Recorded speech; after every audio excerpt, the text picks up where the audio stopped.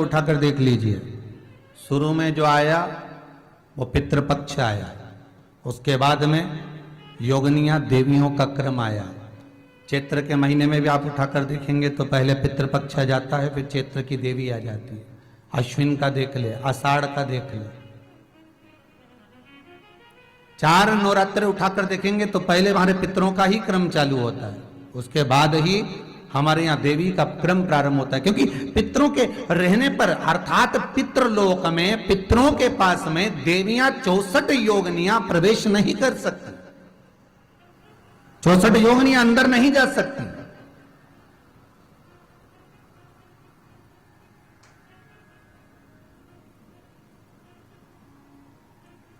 अब कोई कोई ऐसा होता है, बहुत ध्यान देंगे, मैं कथा थोड़ी सी गहन है और थोड़ी सी आपको समझ में आ जाए, थोड़ी टफ तो लगेगी, परंतु शिव महापुराण आज की जो आप सुन लेंगे तो जीवन कई कई के शरीर में,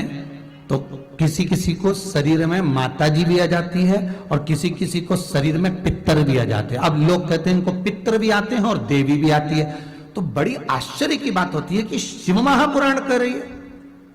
शंकर की कथा कर रही है कि अगर पितर जिस जगह पर निवास कर रहे हैं कि उस स्थान पर देवी प्रवेश नहीं कर सकती, तो फिर कैसे कह सकते हैं कि इनको पितर भी आ रहे हैं, अर्थात कोई पूर्वज चले गए वो भी शरीर में आ रहे हैं और साथ में देवी देवता भी आ रहे हैं। तो अब ये आश्चर्य की बात पड़ जाती है। तो ये मन में आता है कि फिर ये चीज तो शिव पुराण में अगर लिख दिया कि जहां पितर हैं वहां 64 योगनियां नहीं है, वहां 64 योगनियां नहीं, और जहां पर 64 योगनियां हैं वहां पितर नहीं है, पितर नहीं है।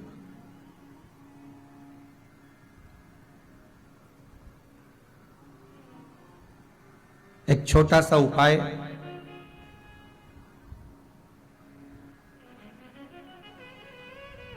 अवश्य करिएगा। मान लो कि आपको लग रहा है कि आपके घर में पितृदोष है,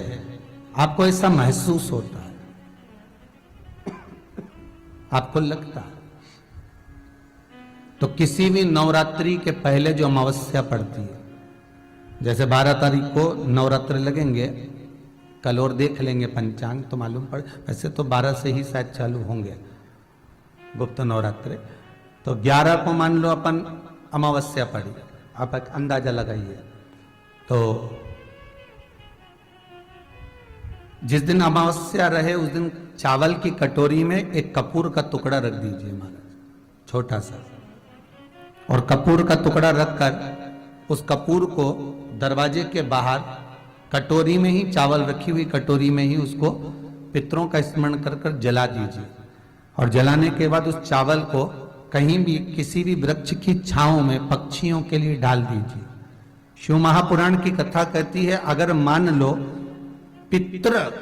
आपको कष्ट दे रहे हैं, पितृ आपको तकलीफ दे रहे हैं, कोई काम नहीं होने दे रहे हैं, या कहीं आपको ऐसा लगता है कि पितरों का दोष है, तो वो पितृदोष देवी, अब ये जो आप करेंगे ये कब कर रहे हैं? अमावस्या के दिन आप उसको रख रहे हैं, अमावस्या के दिन उसको रखकर रात भर आपने रखा कपूर के साथ में, सुबह एकम पड़ गई, नवरात्रि लग गई, उसी दिन उसको जलाकर आपने पटक दिया, अर्थात उससे देवी और पितृ इन दोनों का आशीर्वाद जो प्राप्त होता है, तो घर में से पितृदोष समाप्त होकर लक्ष्मी की वृद्धि प्रारंभ हो जाती है, कार्य में सिद्धता आ जाती है। मान लो अगर पितृदोष है तो करो, नहीं है बड़े अलमस्ती से रहो, तो ये पितृदोष का स्मरण। तो यहां शास्त्र कह रहा है कि पितरों का जो लोक होता है, पितर जो लोक होता है, उस पितृलोक में 64 योगनियां प्रवेश नहीं करती। अच्छा, आप लोगों को मालूम होगा जिनके यहां पर देवी जी बैठती है या कलश की स्थापना होती है आप लोगों में से कौन क्या होती है? कलश की स्थापना होती है, देवी जी बैठती है या जवारे बहुत